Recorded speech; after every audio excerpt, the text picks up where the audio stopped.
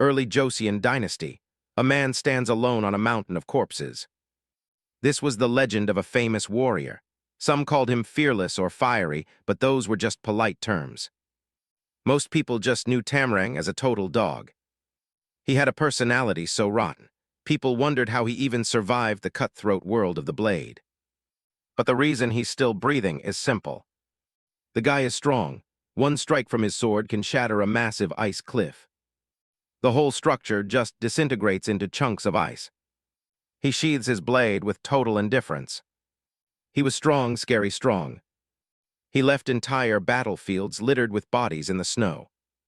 We're talking ridiculously strong kind of power. Eventually, his own sect couldn't handle him anymore, so they dumped him into the military as a last resort. He cuts through the wheat fields like he's mowing down enemies. Tamlang takes to the air, ready to strike. He brings his blade down with overwhelming force. The soldiers on the receiving end don't even have time to react. He carves through them in a red blur. He lands perfectly, not even breaking a sweat. His feet touch the dry earth as the dust settles. A single move, and everyone around him is down. Left alone, he could scatter thousands of Jurchen warriors by himself. The Joseon military welcomed him because they were desperate to deal with the northern tribes. He left his enemies with a look of pure terror as their last memory. But being worth 1,000 elite soldiers only gets you so far. That dog-like personality of his wasn't going to change anytime soon. General or high-ranking official, it didn't matter. If you rubbed him the wrong way, he'd drag you out and beat you to a pulp. He'd wreck a whole room just to get his point across. Eventually, the troubled king sent him away as an escort for a diplomatic mission to the Ming dynasty. He rode out with the convoy, probably happy to leave the country. And just like that, he left Joseon. This is where his story in Joseon ends. Everything after that is nothing but a few fragments of rumors. Rumors that didn't mention he was currently busy stuffing his face. Tamlang is tearing through meat legs like he's on a mission. He washes it all down with a massive jug of booze. He slams the empty jug on the table with a thunderous burp. Stomach full, he sits back and wonders which bastard is talking smack about him now. To him, the world was a truly strange place. His master's voice booms from his memory, "You brat." He couldn't understand why his master, who preached honor and justice above all else, was so furious when he crushed the jewels of some powerful official's son. Tamlang vents his frustration, unleashing a strike that carves right through a massive boulder. The rock explodes under the pressure of his blade. Shards of stone rain down like a landslide. He stands amidst the rubble, his anger still barely contained. Back in the present, he's at a tavern in Ming. People always said he had zero patience. He slams down a jar of liquor, enjoying every drop. He stares down a table loaded with more food than 3 men could eat. He rubs his belly, thinking that living like this isn't half bad. No more nagging masters or stiff superiors to deal with. No kings, no emperors, just pure freedom. He throws his arms up and shouts to the ceiling. He's finally free. No more walking on eggshells for anyone. He's in such a good mood, he announces that drinks are on him. He raises a jug and tells everyone to drink up. He leans back, soaking in the tavern's rowdy atmosphere. The whole place is cheering until the bill arrives. He freezes 7 silver taels. That's way more than he expected. The waiter isn't buying his shocked expression and tells him to pay up. He warns Tamlang not to even think about running. The city guards are everywhere. Tamlang grits his teeth. He doesn't need that kind of headache. Killing guards would just get the palace involved. Then he'd be a wanted man all over again. He reaches into his robes for his secret weapon. He drops the emperor's parting gift pouch on the table with a thud. He nearly chokes when he sees it, only 2 measly silver taels. He's ready to hunt down that cheapskate emperor himself. The thought of being a beggar makes him lose his mind. His furious roar echoes across the entire city at night. Meanwhile, at the palace, a panicked eunuch official is looking for something. 2 officials whisper in the hallway about a major screw-up. The junior official admits the pouches were swapped by accident. The eunuch official screams in horror. It wasn't even gold, just 2 silver taels. He's practically foaming at the mouth from the mistake. The sun rises over the bustling city the next morning. Merchant Yo strokes his beard, eyeing a potential hire. He asks Tamlang if this is really his first time working as an escort. Yo hums to himself, sizing the young man up. He figures Tamlang doesn't look like a thief, but he's a bit too pretty to be a bandit. He leans in close to get a better look at his face. Tamlang just stares back, looking bored out of his mind. Yo notes that his way of speaking is, well, a bit rough. He slams the desk and asks if he's always this blunt. Tamlang shrugs off Merchant Yo's criticism, claiming his bluntness is just practical. Yo decides to look past the attitude for now. He lays out the deal, 15 days of work for 20 silver taels paid at the end. Tamlang's eyes widen at the generous offer. He leans back, satisfied that the pay is more than fair. Yo adds that they'll even cover his food and basic medical costs.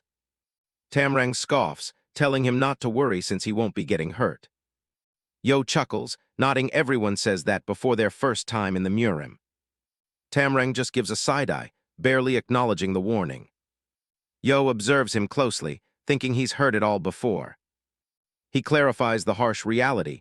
They pay for medicine, not funerals. If he dies, his family gets nothing. Tamlang remains unbothered, repeating that he doesn't care about the risks. Yo shrugs, hoping the boy can back up his bravado. The deal is set. They leave tomorrow, and Tamlang has a room for the night. As Tamlang yawns and stretches, Yo realizes he forgot to ask for a name. Tamlang introduces himself as Park Seung, though he looks like he'd rather be sleeping. He quickly corrects himself, telling Yo to just call him Tamlang. Yo pulls at his mustache, wondering if Tamlang is some kind of fancy title. Tamlang smirks, explaining it's simply the name his master gave him.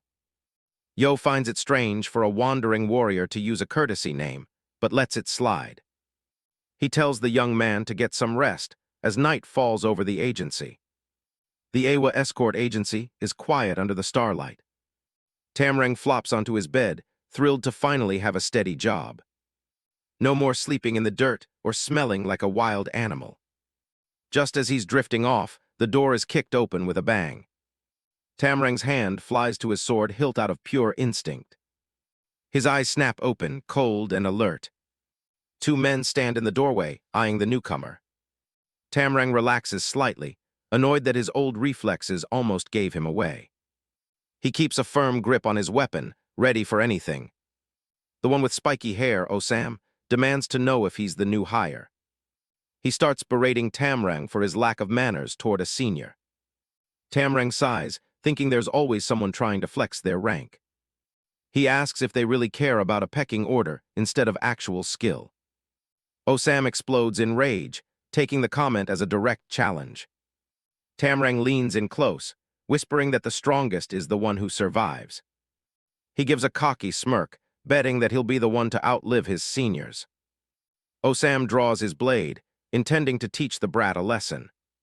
The man in blue steps in to stop the fight, reminding them that they need every man they can get. Osam fumes, insulting Tamlang as a stray dog from the streets.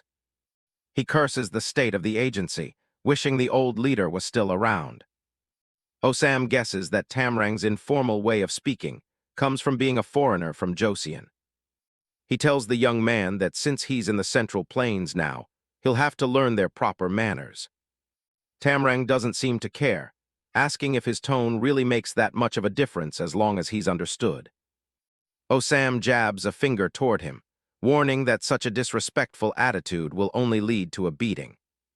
Tamlang gives a mock-surprised look, finding the idea of someone beating him quite amusing. Osam remains serious, telling him the Jianghu is full of short-fused warriors who won't take kindly to his lip. He leans in close, making it clear that in this world, the weak are always the ones who suffer. Tamlang realizes Osam isn't just a bully. He's actually worried about how long the new guy will last. The night passes quietly over the agency grounds as the escorts prepare for their mission. Later, as they sit together, Tamlang asks for more details about how the former leader died. The expressions of everyone in the room darkened as they confirmed that the leader was killed during a bandit raid a year ago. Without their head, the Awa escort agency has been struggling like a flock of ducklings without a mother. Osam is baffled that Tamlang joined without even knowing the agency's tragic history. He asks if Tamlang even had to pass an entrance exam to get the job. Tamlang casually leans back, admitting they hired him on the spot after he said he was a rookie. Osam is shocked, realizing their standards have dropped further than he thought. A long-bearded man intervenes, suggesting that Captain Yo must have seen something in him to hire him so quickly. Still, Osam can't hide his frustration with this unqualified newcomer. A long-bearded man turns his attention back to Tamlang, warning him not to take this job lightly. They are underguarded and heading straight into bandit territory. He needs to steel his resolve. Tamlang just smirks to himself, figuring they were probably just desperate to fill a headcount. The sun rises over the agency, signaling the start of their journey. Yo reports to the sister-in-law, an elegant but somber woman in red and white robes who oversees the agency's affairs. She expresses her deep concern over their small numbers, but Yo tries to reassure her of their skill. The matriarch of the Awa agency looks out over her courtyard, her face clouded with worry. She admits to the client that she's anxious, knowing they're sending simple warehouse guards into such a dangerous mission. She looks down, mourning how far the agency has fallen since they lost their leader.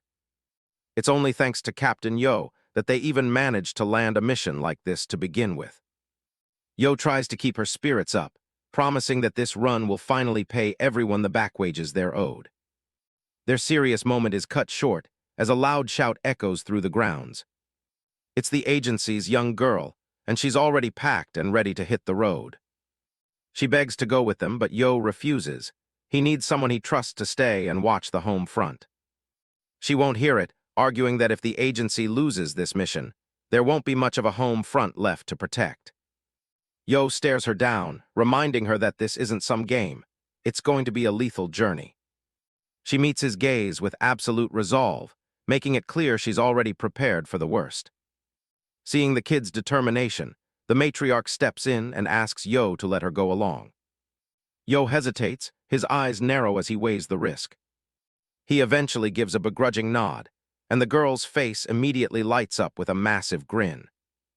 He warns her to brace herself, because once they're out there, things are going to get rough fast. She just beams at him, ready to prove she can handle whatever comes her way.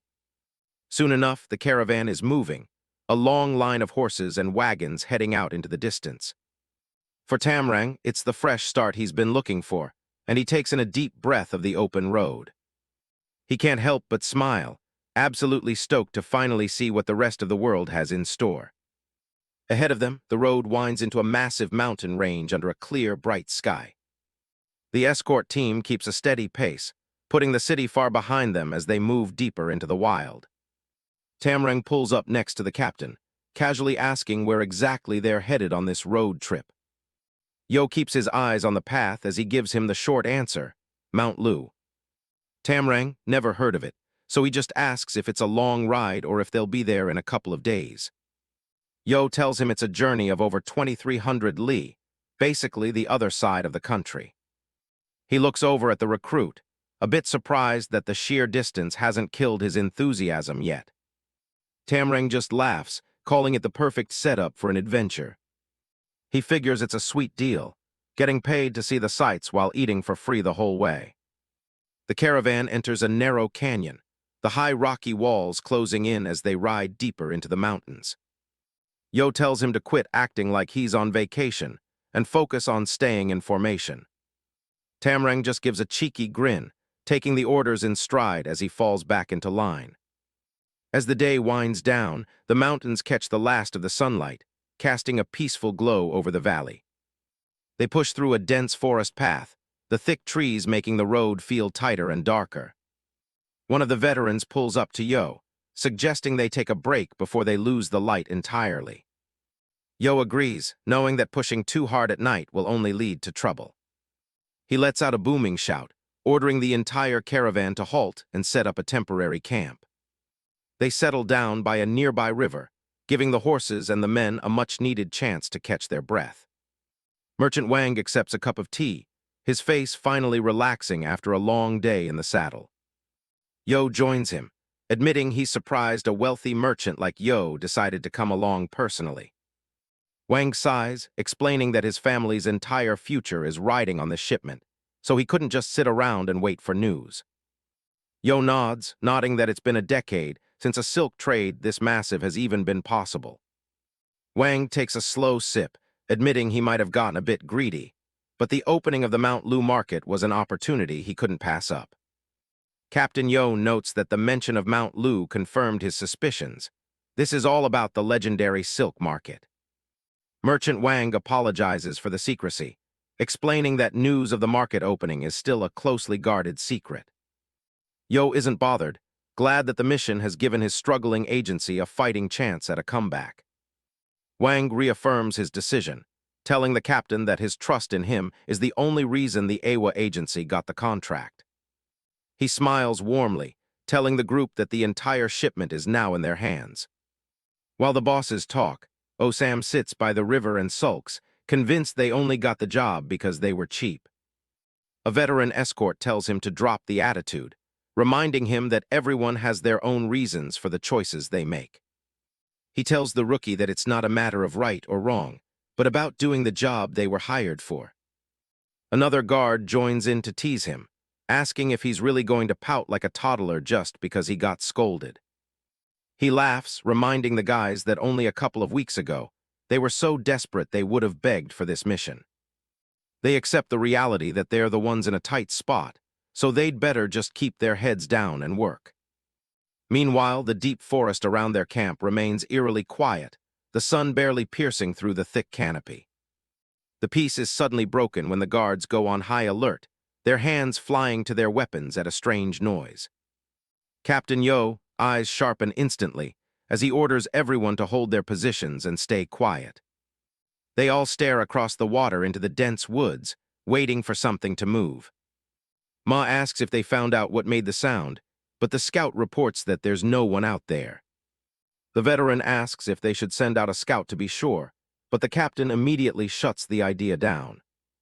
He knows they're already short-handed and can't risk anyone getting picked off in an ambush. He tries to play it off as the wind moving some loose stones, though his expression is still tense. Osam lets out a shaky breath, admitting the sudden scare nearly gave him a heart attack while Tamlang watches on in silence. Captain Yo checks the sun and decides it's time for a quick break. He tells Ma Chill to make sure everyone is ready to move the second the hour is up. The escort leader bellows the orders out, telling the caravan to stay on standby. Tamlang isn't relaxing like the others, he's scanning the trees. Deep in the forest, there's definitely something watching them. He catches a trace of their presence and just smirks. He tells Osam he needs to step away for a bit, but the guy isn't happy about him leaving his post. Tamlang makes a dumb excuse about a bathroom emergency to get him off his back. Osam tells him to just make it quick and not wander off. He jogs off toward the river, playing the part of a lazy recruit. He reaches a quiet spot by the water where he's out of sight. He's positive someone is lurking nearby and decides to flush them out. He stops holding back and unleashes a massive wave of internal energy. A purple pulse ripples outward, mapping every shadow in the woods. The force of it vibrates through the ground and kicks up dust. It sweeps through the grass, exposing everyone hiding in the brush. Sure enough, there's a whole squad of masked assassins tailing them. He counts an entire team plus a lone tracker, but he just looks amused. Meanwhile, at the Imperial Palace, a messenger rushes in to tell the Emperor they've finally located their target. The Ming Emperor demands to know exactly where the guy is hiding. Official Pang reports that he's heading toward Shanxi, even if they don't have his exact coordinates yet. The Emperor isn't satisfied with a general area. He asks Pang if he at least managed to put a tail on him. Pang explains the target keeps shifting locations, making him hard to pin down. The Emperor asks if the guy tailing him is someone whose death wouldn't matter. Pang is completely thrown by the question. The Emperor clarifies he's talking about the tracker's status. Pang says the guy is a unit leader from the assassination squad, so it wouldn't be a major issue if he died on duty. The second the Emperor hears the word assassination, he absolutely loses it. He screams at Pang, asking what the hell the target will think if he finds a kill squad following him. Realizing he's in deep trouble, Pang drops to the floor and begs for mercy.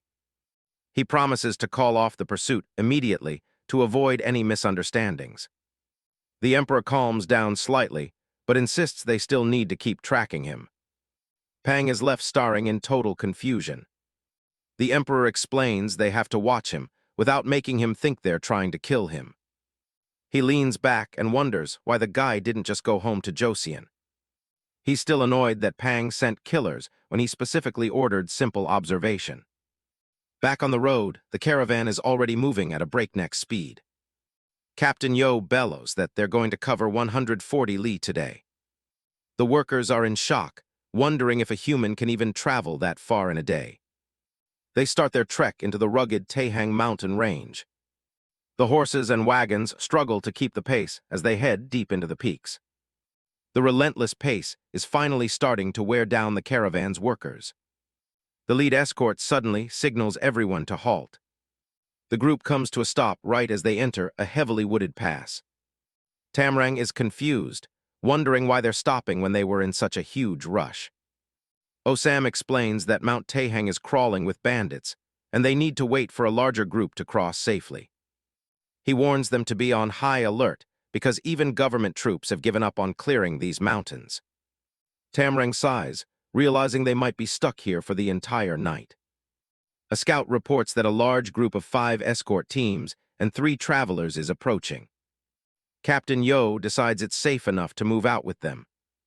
Tamlang notices the other group is flying a banner and asks Osam why their own agency doesn't have one. Osam grimaces, telling him he's bringing up a painful subject. Tamlang is genuinely curious what could be so sensitive about a flag. The spiky-haired escort explains that an official agency flag costs a staggering 1,000 silver taels to register. It's not that they couldn't afford it once, but their original flag was actually stolen. He reveals that on the day their agency head died, bandits made off with all their goods and their official flag. Tamlang asks if they can't just get a replacement. Osam gets annoyed, snapping that even a replacement costs the full 1,000 taels. Tamlang realizes they're basically paying for protection from the government, too. Osam scoffs, calling the officials robbers without swords. Tamlang agrees that it sounds pretty heartless. Night falls as they reach the foot of the mountains. Captain Yo decides they're going to push through the pass under the cover of darkness. He reasons that while it's darker, there are fewer bandits active at this hour. During the day, they'd be walking straight into a blockade. The caravan moves into the pitch-black woods, the only sound being the rustling of leaves.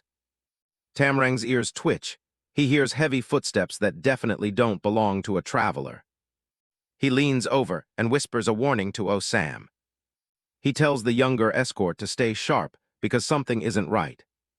Suddenly, an arrow whistles through the air and strikes one of the guards. More projectiles fly from the darkness as the ambush begins.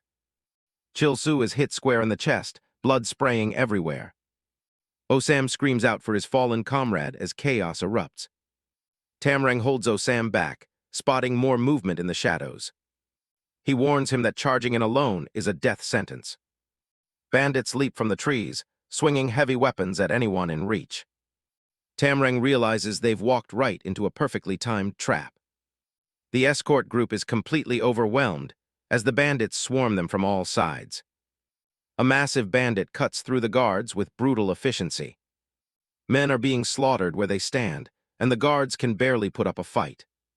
Captain Yo frantically yells for everyone to protect the goods. A bandit lunges toward Tamlang, and Osam screams for him to stay back. Tamlang just watches with a bored expression as the chaos unfolds around him. A violent explosion of force erupts in the middle of the woods. The impact is so strong it sends shockwaves through the surrounding trees. Out of the shadows, the bandit leader emerges with a cruel smirk, his gang right behind him. Tamlang watches from the brush, a knowing smile playing on his lips. Osam lies on the ground, wounded and helpless as the hulking bandit approaches. Terror grips the young escort as he realizes his life is about to be cut short. He stares up at the massive blade of the bandit leader, his breath hitching. The bandit leader laughs, his eyes glowing with malice as he prepares to finish the job. Suddenly, a blinding flash of blue energy cuts through the darkness. The bandits are caught completely off guard by the sudden, lightning-fast attack. In an instant, the attackers are being sliced through with impossible speed. Blood sprays into the air as the invisible force decises the bandit ranks. Tamlang moves like a shadow, his blade a blur as he strikes down every enemy in his path. Osam can only watch in stunned silence as the mountain of corpses grows around him. He can't believe what he just witnessed, 5 men down in the blink of an eye. Tamlang sheathes his sword and calmly asks Osam if he's still in one piece. The dazed escort points toward the main road, asking if they should go help the others. Tamlang dismisses the idea, nodding that the strongest bandits were already here and are now dealt with. Back at the main caravan, the survivors tend to their wounds and survey the carnage. Osam reports to the captain that the bandits hit them from both sides at once. He admits they were nearly overrun, but managed to hold the line. Captain Yo is relieved and praises the men for their bravery. Tamlang speaks up, jokingly giving all the credit to Osam for his courageous charge. The captain is surprised, looking at Osam with newfound respect. Tamlang shoots Osam a playful wink, keeping his own involvement hidden. Osam pulls Tamlang aside, confused as to why he's lying about what happened. Tamlang tells him to keep it a secret so he can continue to lend a hand from the shadows. Osam realizes just how lucky they are to have such a powerful master in their group. The battle lasted 7 hours and took a heavy toll on the travelers. Miraculously, the Pear Blossom Escort Agency didn't lose a single soul. At a nearby inn, they discuss the condition of the wounded guard, Chil-Su. Captain Yo decides it's best to leave him there to recover rather than risk moving him. They decide to take a short rest before setting out again at dawn. The captain looks at Tamlang gorging himself on noodles and sighs, regretting the hire. He wonders how such a seemingly useless freeloader managed to get onto his team. Osam watches Tamlang eat, feeling awkward knowing the truth. He whispers to Tamlang that the escort leader is giving him a very dirty look. Tamlang doesn't care, telling him it's not like they're going to kick him out for eating. He tells Osam that he prefers things this way, staying low-key and unnoticed. Osam nods solemnly, promising to cooperate with the secret. Tamlang tells him to relax and stop acting so formal. Osam stammers, finding it hard to treat his savior as anything less than a senior. Osam laughs with a wide, toothy grin, his mind buzzing with the realization that in the Jianghu, strength is the only thing that truly matters. He slurps down his samian with gusto, finally finding some comfort after the terrifying ordeal in the woods. The morning sun shines over the village courtyard as the caravan workers prepare the horses and wagons for departure. The young girl shouts with stubborn determination, insisting that she is ready to ride a horse herself. Captain Yo stands beside the girl on the wagon, his expression firm as he denies her request for her own safety. He tells her to rest and recover her strength, promising she can rejoin the ranks once she is feeling better. Walking through the camp, Ma Chil and Captain Yo discuss how to guard their 5 cargo-laden carriages. They decide to concentrate their main forces at the front and rear, leaving only a skeletal guard for the middle.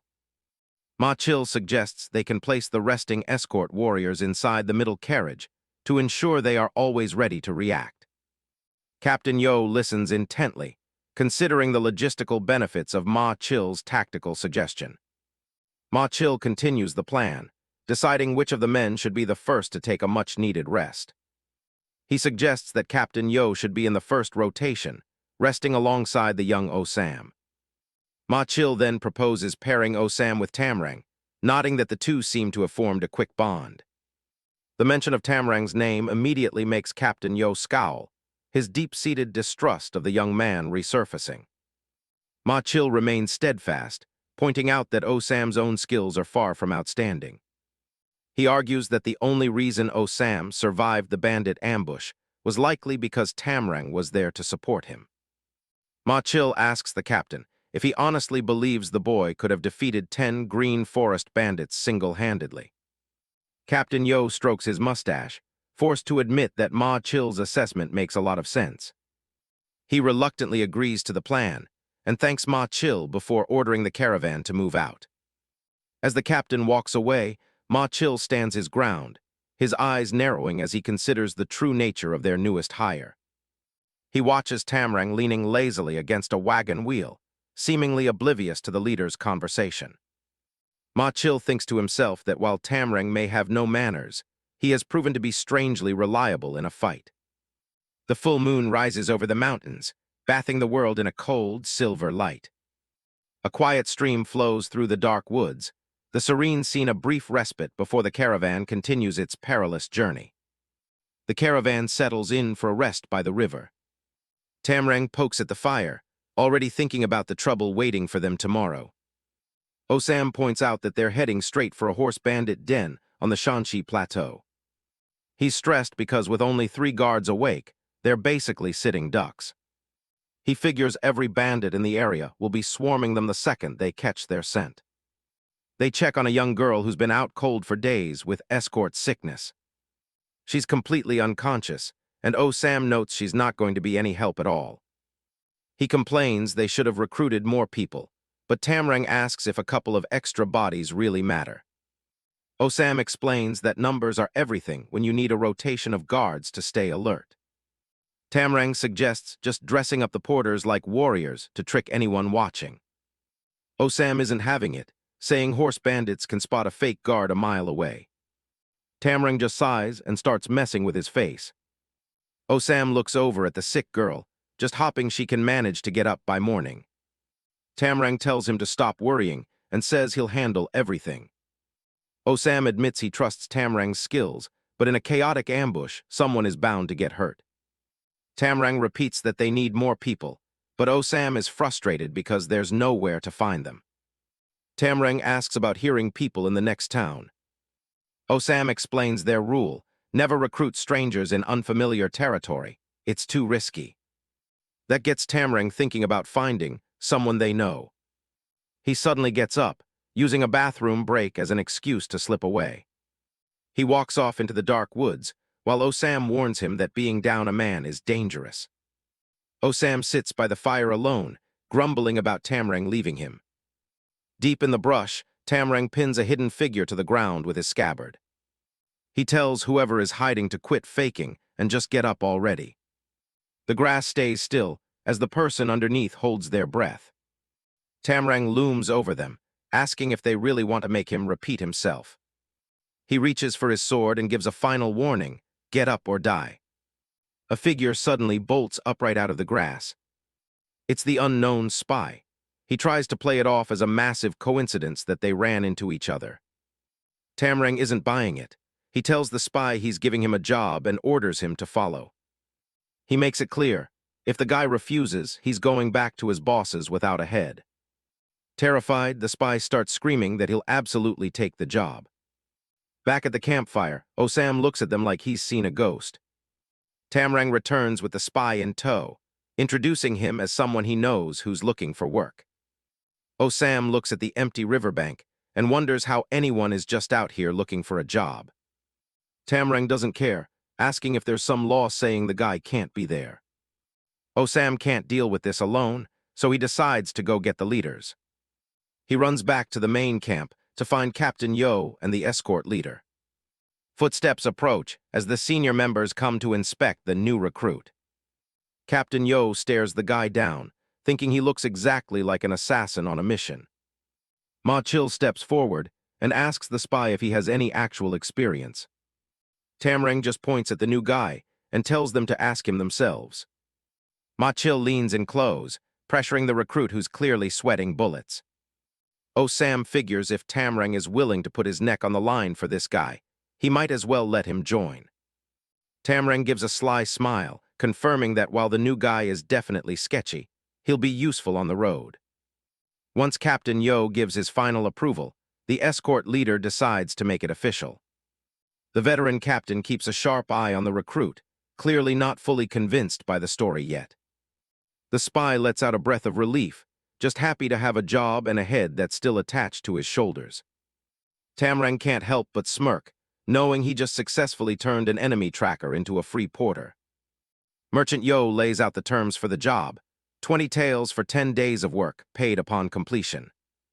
Tamlang immediately cuts him off, telling everyone to wait a second. He's not happy. He points out that another guy is getting 20 taels for 15 days, so he demands to be treated just as fairly. The merchant is confused, but tries to smooth things over by offering to give Tamlang 5 more taels. That just makes it worse. Tamlang yells that he doesn't want charity, he wants it to be fair. He demands his pay be cut down to 13 taels instead. Osam and Ma Chil can only stare, completely baffled that someone would actually argue for less money. The merchant just sweats and agrees to whatever he wants. Tamlang huffs, satisfied with himself, while the others are still trying to process his weird logic. As they walk, Merchant Yo asks the escort leader why he trusts a guy like that. Ma Chil admits it's hard to explain, but having him around just makes him feel safe. He tells the merchant that, strangely, the guy puts him at ease. Tamlang just sits back with a smug look on his face. The caravan moves deeper into the narrow canyon trail. They've officially reached the Shanxi Plateau, a place filled with nothing but yellow clay. Ma Chil warns everyone to pull up their face covers before the fierce dust storms hit. Tamlang, lounging on the cargo, asks if this is really the fastest they can go. Ma Chil explains that the goods are heavy. Pushing any harder would barely save them any time. Tamrang's eyes sharpen as he spots a cloud of dust in the distance that isn't being kicked up by the wind. Osam looks over, but to him, it just looks like regular dirt. A massive wall of dust suddenly kicks up from the canyon floor. Tamlang gets a wicked grin on his face, suggesting they go have a serious chat with those horse bandits. Elsewhere, the Ming Imperial Palace stands tall under a clear sky. Inside, the Ming Emperor is questioning his official. He wants to know if they've found him, yet, the one who fled right before the tournament. The commander-in-chief asks if he's talking about the traitor Gu Riang, the former general. The emperor confirms it. It shouldn't be easy for a guy that size to hide. The official bows low, begging for forgiveness because they haven't found a single trace of his whereabouts. The emperor tells him to bring him anything, even just rumors. The official mentions a rumor that Gu Riang witnessed an incident and found it quite amusing. There's even word that he went out of his way to visit the inn where Gu Riang was staying. The emperor sighs, thinking they could have been friends if it wasn't for his temper. He orders the official to look for him. The official remains prostrate on the floor as the orders are barked. He's told to find Gu Riang at once and figure out why he hasn't returned to Joseon. A twisted smile creeps across the emperor's face as he thinks about what a sight it would be if they ever crossed paths. Back at the plateau, the ground starts shaking as the dust cloud gets closer. Ma Chil realizes they're being set upon by a large group of horse bandits. The rest of the caravan is told to keep running, while the rear guard figures something out. Merchant Yo nods, looking grim. He screams at the drivers to whip the horses and get them moving at full speed. The bandits charge through the pass, closing the gap fast. At the head of the pack, the bandit leader leads the charge with a fierce look in his eye. Tamlang just looks back from his horse and smiles. He looks like he's actually looking forward to the fight. Tamlang charges forward, laughing at the bandits and asking if they've lost their will to live. He leans over his horse's neck with a predatory grin on his face. Seeing that face up close, the bandit leader's blood runs cold as he realizes who's guarding the caravan. He screams Tamlang at the top of his lungs, his eyes nearly popping out of his head in pure terror. He immediately orders his men to turn their horses around. The raid is over before it even started. The whole group of horse bandits bolts, retreating as fast as their animals can carry them. Tamlang is genuinely ticked off that his fun is running away so soon. Osam can only watch from the caravan, wondering why a massive bandit group is fleeing in terror. But Tamlang isn't the type to let a chase go, and he kicks his horse into a full gallop to catch them. Guryong, the bandit leader, looks back in a cold sweat, certain that his death is breathing down his neck. Tamlang yells at them to stop, promising to snap Guryong's neck if he has to chase him down. Guryong has zero intention of stopping, knowing that certain death is better than whatever Tamlang has planned. The high-speed chase tears through the floor of the canyon. Tamrang's horse is clearly struggling, its tongue out as it reaches its absolute limit. Tamlang huffs in annoyance, realizing this poor horse has zero stamina for a real pursuit. He decides to take matters into his own hands and stands up on the saddle. He launches himself into the air, silhouetted by the sun as he flies over the fleeing bandits.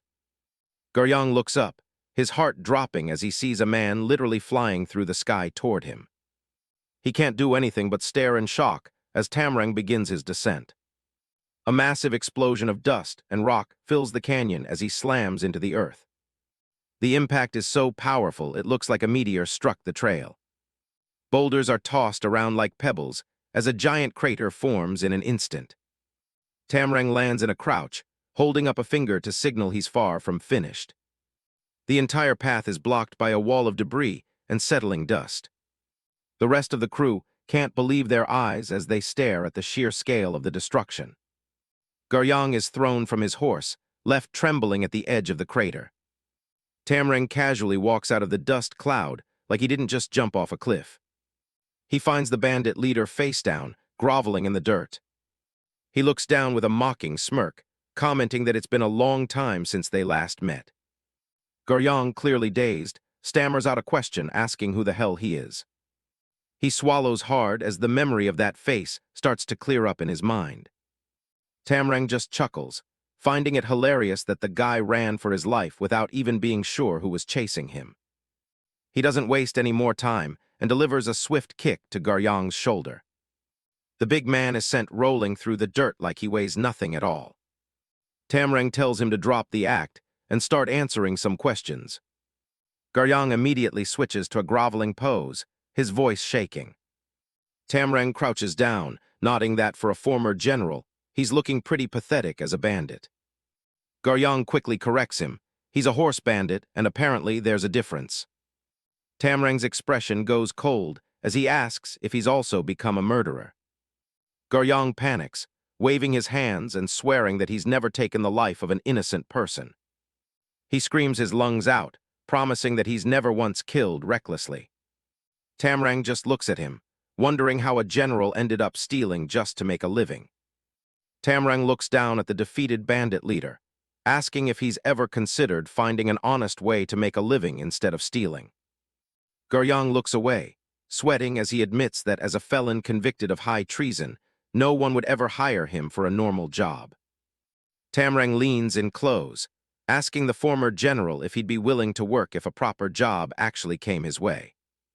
Guryong's eyes go wide, and he immediately shouts that he would, before trailing off and realizing his reputation precedes him. With a sharp, predatory grin, Tamlang tells him that there actually is a place for someone with his specific set of skills. Guryong is completely stunned, barely able to process the offer as he stares back at the warrior in disbelief. He double-checks, asking if Tamlang is truly serious about finding him a place to work despite his past crimes. Tamlang gives a smug, knowing smile and confirms that he knows exactly what he's doing. Guryong's suspicious mind immediately jumps to the worst-case scenario, asking if the job involves assassination or other dark deeds, all while glancing over at the assassin Tamlang had captured earlier. He asks Tamlang one more time to confirm the deal they just made. Tamrang's expression darkens, annoyed that the man is questioning his generosity after he just spared his life. He ignores the question and simply orders Guryong to get up and follow him back toward the caravan. Guryong tries to push his luck one last time, asking what would happen if he chose not to follow the orders. Tamrang's smile returns, but it's cold as ice as he promises to just dig a hole and bury Guryong along with all his men. That's all the motivation Guryong needs. He drops to the ground and screams that he'll do whatever Tamlang asks of him. Tamlang looks back over his shoulder with a satisfied smirk, glad to see the man finally understands who's in charge. He then turns his attention to the rest of the bandit group, wondering aloud what he should do with all of Garyang's underlings. Hearing their fate is on the line, the entire group of bandits begins screaming in unison that they'll do whatever it takes to survive. Tamlang gives a toothy, terrifying grin and tells them all to hurry up and start moving.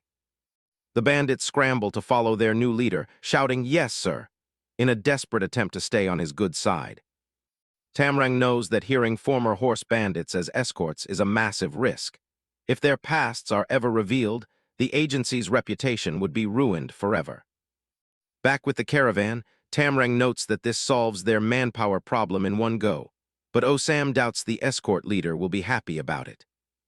Osam rubs his chin, looking at the massive Garyang and asking Tamlang if they can truly trust a man with such a violent history. Tamlang assures him that Garyang is fine, even if his background makes him look like a completely rotten person. He adds a surprising admission, stating that he feels partly responsible for Garyang ending up in this state in the first place. Osam is taken aback by the comment, unable to imagine how Tamlang could be responsible for a bandit leader's downfall. Tamlang just smirks and tells him it's a long story, deciding to leave the details of their past for another time. He asks Osam if he can just let it slide this once, and Osam relents, nodding that everyone has a past they'd rather not talk about. Tamlang gives a rare, genuine thanks with a sly smile, appreciating the understanding. Osam tells him not to mention it, though his expression remains serious as he looks over their new recruits. He then asks about the other guys, the rest of Garyang's lieutenants who are standing nearby, wondering if they're dangerous. Tamlang turns to Garyang and asks what kind of men they were before they became common horse bandits. Garyang puffs out his chest a bit, explaining that they used to be formidable figures in their own right before joining him. He points out that each one of them used to run their own mountain stronghold before he brought them under his command. Tamlang asks the obvious question, if they were so powerful, why did they end up serving under Garyang instead of staying independent? Garyang gives a wide, proud grin, boasting that he beat every single one of them to a pulp and only kept the ones who were useful. Tamlang isn't impressed by the bragging and starts playfully beating on Garyang for his arrogance and lack of shame. He mocks the former general, asking if being a bandit king is really something a man of his former rank should be bragging about. As Garyang winces from the blows, Tamlang's tone shifts back to serious as he asks what happened to all their underlings. Garyang looks down dejectedly, explaining that the groups disbanded and split into several smaller factions after he took over their leaders. Tamlang considers the implications. If they let these men go, they'll just reform their gangs and continue hurting innocent people. Realizing their lives are once again in the balance, the bandits scream out a desperate promise never to kill anyone again. Tamlang looks skeptical as he asks the bandits if they are really telling the truth about their sudden change of heart. The former bandit bosses scream at the top of their lungs, swearing to the gods of heaven and earth that they mean what they say.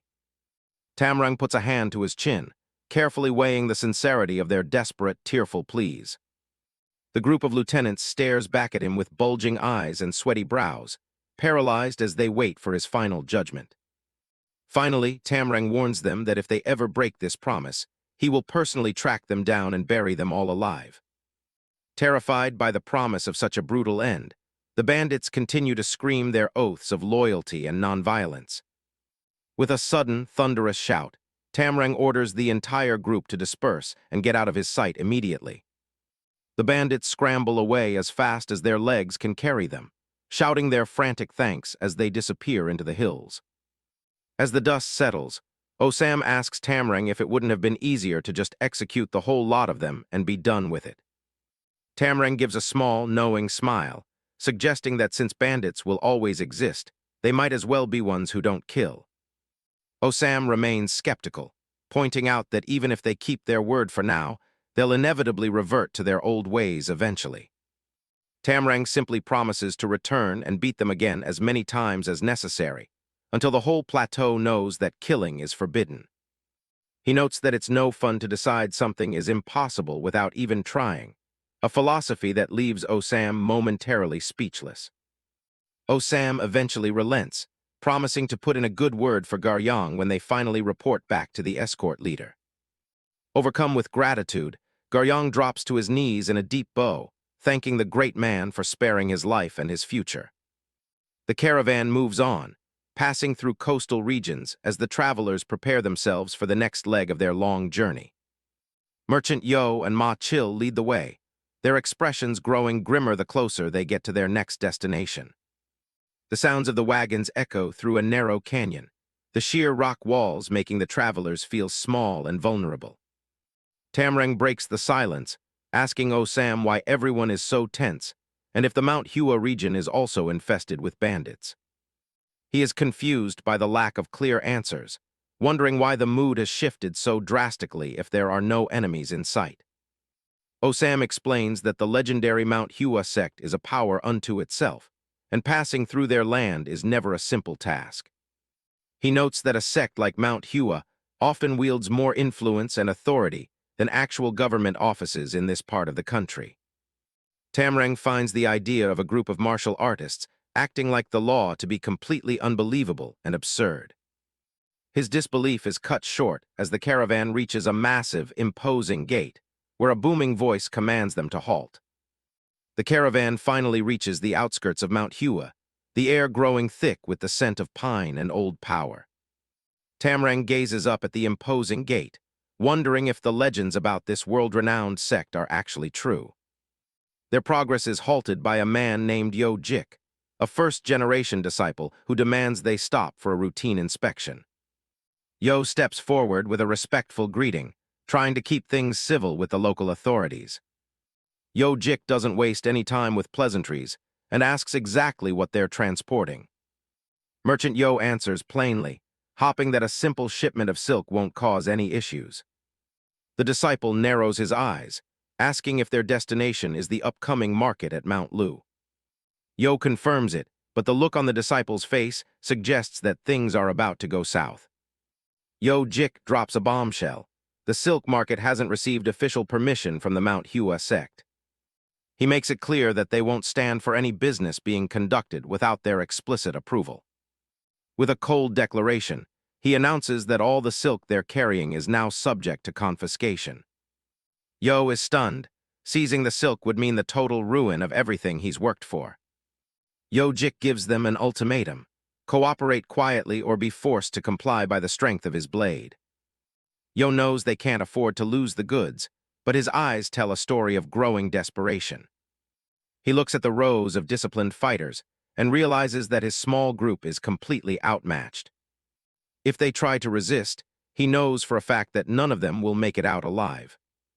Osam watches the confrontation from a distance, confused as to why everyone is acting like it's the end of the world.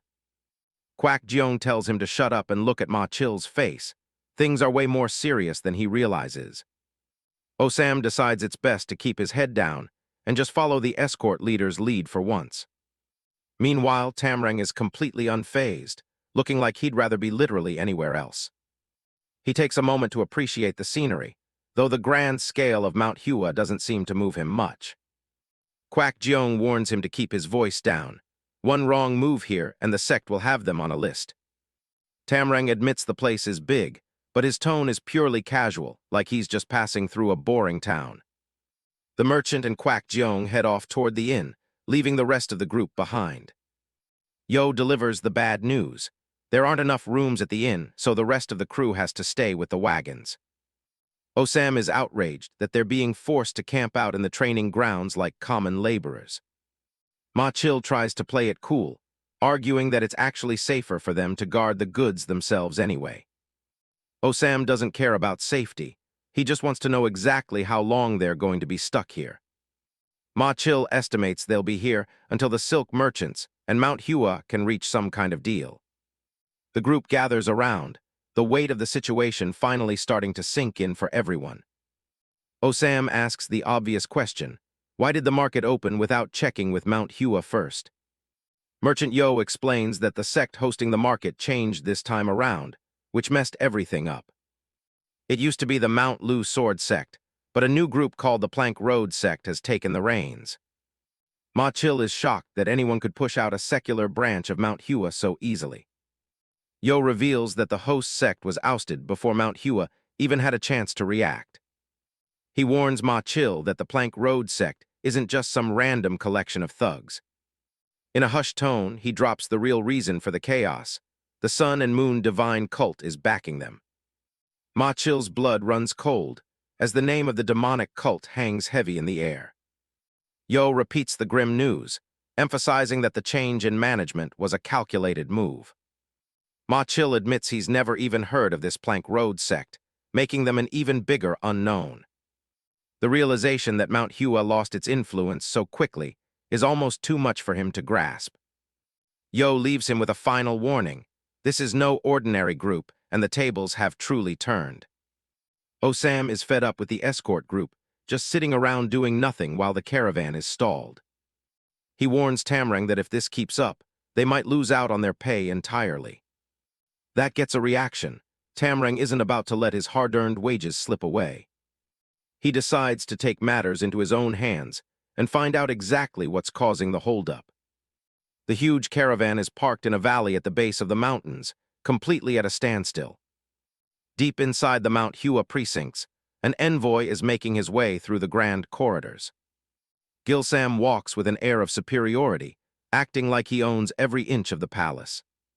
His pace falters when he realizes someone is blocking his path. Tamlang walks right up to him, casually asking for some information. Gilsam is instantly disgusted that a lowly escort would even dare to breathe near him. He snaps and lunges at him, determined to teach the peasant some manners. Tamlang just looks confused by the sudden, violent outburst over a simple question. A single strike later, and the entire structure is reduced to splinters and dust. Tamlang stands in the wreckage, more annoyed by the nuisance than the actual fight. He keeps moving, determined to track down the Mount Hua sect leader and settle this. He arrives at the heart of the sect, focused solely on getting the caravan moving again. Later, Gilsam is looking a lot less intimidating with cotton-nose plugs and a battered face. He tries to explain his absolute defeat to the Plank Road sect master. The master is speechless, unable to believe someone one-shotted an envoy of the cult. Gilsam explains that he didn't even see the guy move. It was just a flash and then darkness. One hit, the sect master looks like he's seeing a ghost. Gilsam is too humiliated to even look his host in the eye. The master realizes they're dealing with someone on a completely different power scale. He finds it hard to believe Mount Hua would leave an enemy envoy alive if they were the ones who did it. Gilsam takes the comment as an insult to his own survival. The sect master immediately starts groveling, desperate not to anger the envoy further. He guesses that only a legend like Sanghyonya could have pulled off such a feat. But Gilsam knows that the Heavenly Flower Sword Venerable wouldn't have shown that much mercy. A calm voice cuts through the tension from the back of the room, denying the theory. They both spin around to see Sanghyonya himself standing right there. The sect master nearly jumps out of his skin as the legendary master draws his sword. Sanghyonya makes it clear he's here to talk, but he won't back down if they want to fight. He reiterates that neither he nor his sect leader had anything to do with the attack on Gilsam. The sheer weight of his presence is enough to keep everyone in their place. He sheathes his blade, showing that he's willing to negotiate for now. He decides to call it a night, promising to return for a formal discussion tomorrow. Gilsam bows low, showing a rare moment of submission to the legendary master. But Sanghyonya stops and fixes his gaze on the other man in the room. The man offers a deep bow, identifying himself as the sect master of the Plank Road sect. Sanghyona's face drops as he realizes this is the group behind the recent troubles. The air in the room suddenly turns ice cold as his aura flares up. The sect master screams in terror, realizing he's just signed his own death warrant. Sanghyonya delivers a swift strike that nearly shatters the floor. He stands over the cowering sect master, his presence radiating pure authority. He reminds the man that in the Jianghu, strength is the only law that truly matters. The master has no intention of making things worse for Mount Hua's local branch. He dismisses the pathetic leader with a simple promise to return the next day. The sect master is left gasping for air, shaking with terror. He tells Gil-sam that they're lucky to still be among the living after that encounter. Gil-sam stays silent, looking worse for wear with his nose plugged up. The sun rises over the peaks of Mount Hua, signaling the start of a new day. At the camp, Tamlang is already in a foul mood. Osam warns him that the entire Mount Hua precinct is in a state of emergency. The news doesn't bother him, he just wants to know why they aren't moving. Osam mentions that an envoy of the Sun and Moon divine cult was attacked. He admits the whole situation smells fishy to him. Tamlang mutters about the rude Mount Hua disciples he's had to deal with. He knows that if this situation escalates, it's going to be a giant pain for everyone. Osam rants about how their entire mission schedule is going to be ruined. But Tamlang isn't going to let that happen. He mentions that he barely held back against one of those Mount Hua guys yesterday. Osam is stunned, asking if something happened while he was away. Tamlang shrugs it off, figuring that since the guy didn't die, it's fine. Osam's jaw drops. Leaving an enemy alive is just asking for trouble. The morning light bathes the temple in a peaceful glow that belies the tension. Merchant Yo and Ma Chil walk across the courtyard. They both hope the caravan can resume its journey before more trouble starts. Yo knows that dragging this out will only lead to more problems. Tamlang is currently busy stuffing his face with a bowl of noodles. He slams the bowl down, determined to finish his business today and get his money. Meanwhile, elsewhere, Gil-sam bows, thanking Sanghyonya for his cooperation. They walk together, discussing the mistreatment of the cult envoy. Gil-sam is determined to uncover the identity of the mysterious attacker. Sanghyonya has no intention of stopping him. He wants the truth as well. A sudden step rings out across the quiet courtyard. Tamlang appears, walking right toward the group of masters. He yells out, recognizing them as the rude bastards from the day before. Gil-sam nearly jumps out of his skin, identifying him as the man from yesterday. Sanghyonya looks puzzled as the young escort approaches. Before anyone can react, Tamlang lunges forward with incredible speed. The legendary master can only stare as the boy disappears in a flash. He crosses the vast distance in a heartbeat, leaving a wake of dust behind. Sanghyonya is completely floored. He's never seen someone move faster than he can see. Tamlang stops right in front of him and asks if the old man is from Mount Hua. Sanghyona's face contorts in disbelief at the young man's total lack of decorum. Tamlang bluntly asks if he should address the elder as an old woman, if old man is too offensive. He presses the elder for confirmation of his sect affiliation, leaving the master stuttering in confusion. Losing his patience, Tamlang bellows at the master to start teaching the younger disciples some basic manners. He complains about the hostility he faced just for trying to ask a simple question. Tamlang vents his frustration, pointing out how he was immediately attacked the day before by a rude disciple. Without another word, Tamlang vanishes, leaving only a cloud of dust and falling petals in his wake. Sanghyonya is frozen in shock, unable to comprehend the sheer speed he just witnessed from the boy. Sweat beads on the elder's brow as he struggles to process the boy's monstrous power. Later, Sanghyonya checks on the injured Gil-sam, asking if the younger man has finally regained consciousness. Gil-sam looks up, his face still heavily bruised and bloody from his brief encounter with Tamlang. Sanghyonya listens intently as the battered martial artist begins to speak of the mysterious attacker. Gil-sam points out the harsh reality that even a master of Sanghyona's caliber couldn't stop the youth. The elder remains silent, his expression grim as he acknowledges the cold truth of the statement. Gil-sam argues that if a master like his uncle was helpless, then even their cult leader might struggle against him. Despite his severe injuries, a strange and knowing smile begins to creep onto Gil-sam's face. Sanghyonya is bewildered by the sudden and bizarre shift in mood from the injured man. Gil-sam reveals his pride in having survived a clash with what he now believes to be the world's strongest fighter.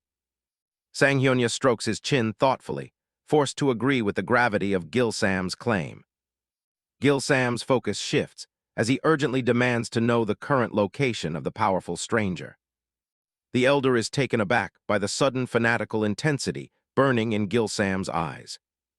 The warrior insists on finding the youth immediately to show him the proper respect he has earned. Sanghyonya admits that he has no information on the mysterious youth's true identity or origin. Gilsam is stunned, unable to believe that such a monster could be completely unknown to the local sects.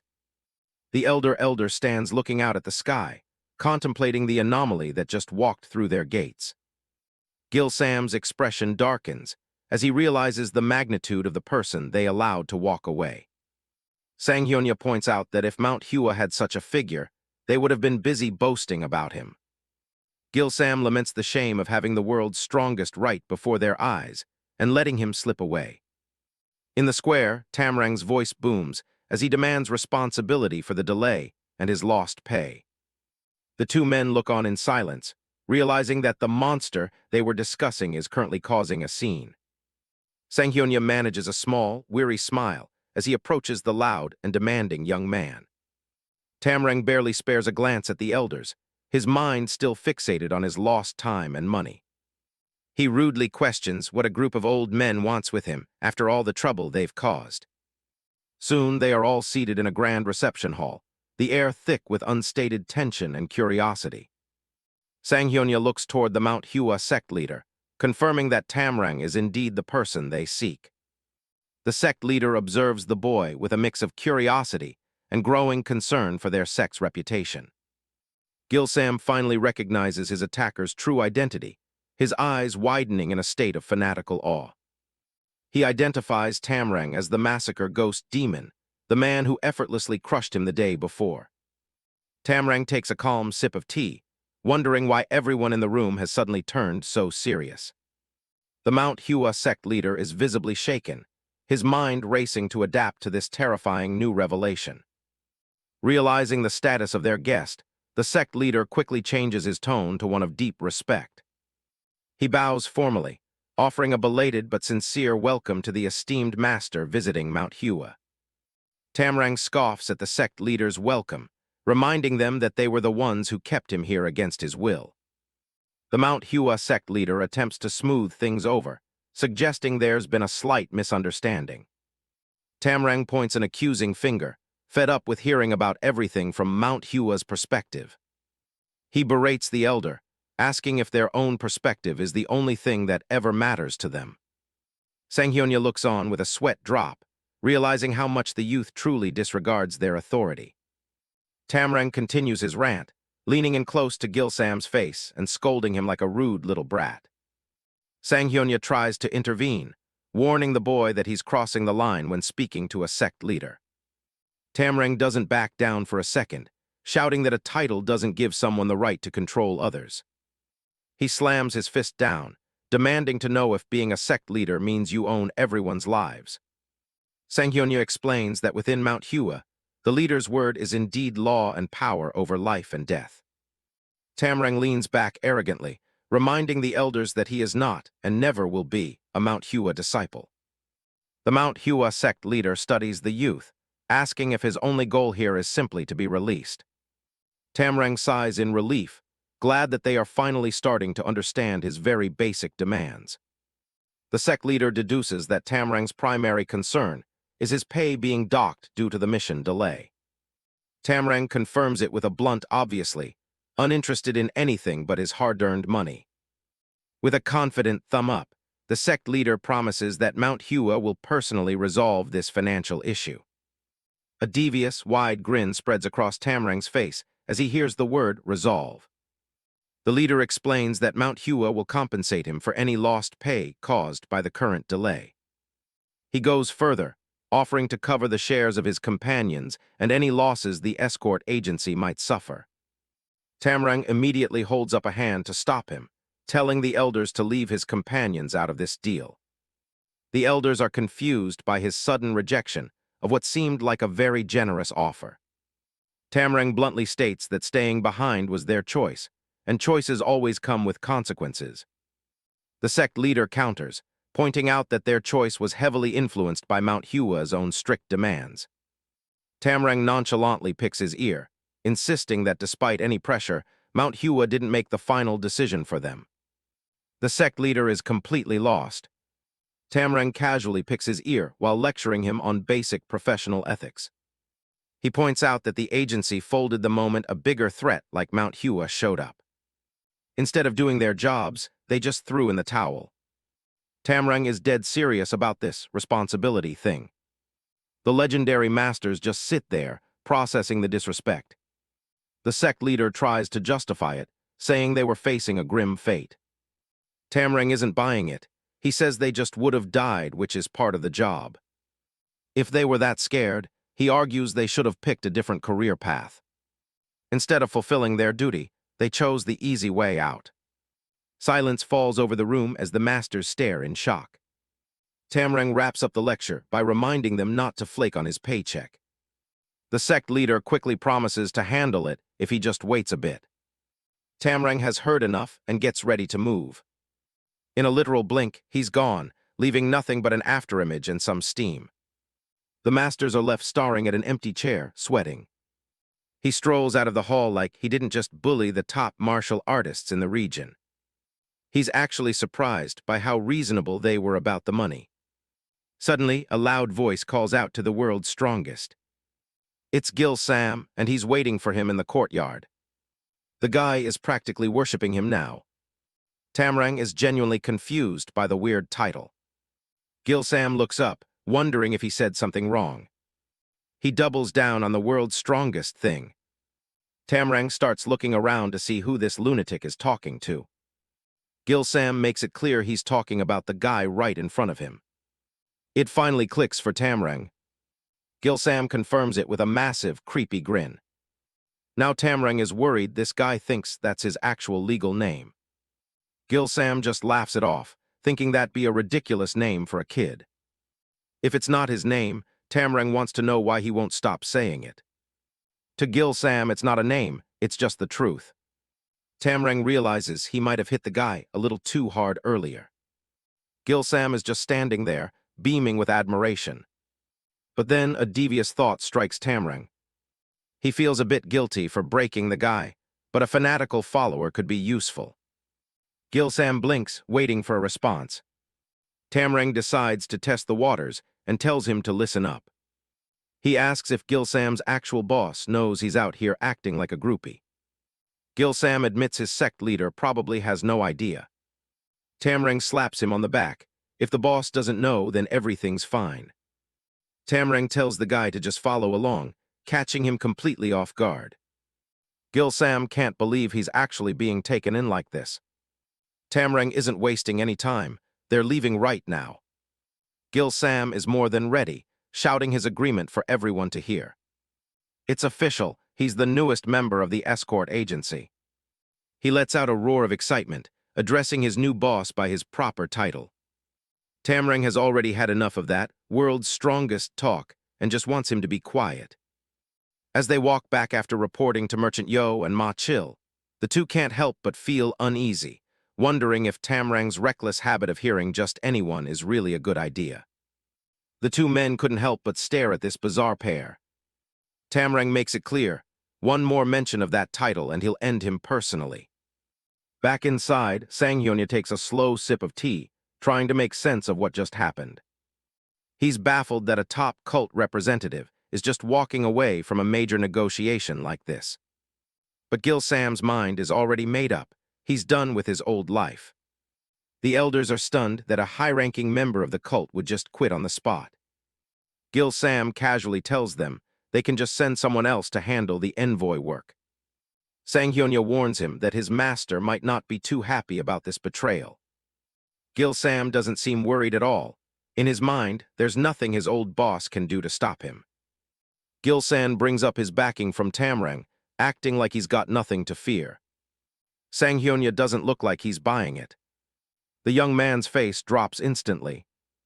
The master points out that if the cult leader finds out his current predicament is all Gil Sam's doing, well, it's probably not going to be a fun conversation. The realization starts to sink in. He suddenly gets fired up, shouting about keeping up the chivalry. A quiet moment over tea follows the outburst.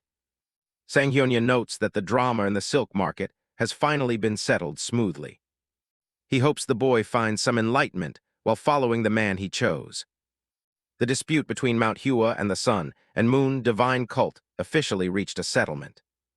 The two rival sects agreed to split the profits right down the middle.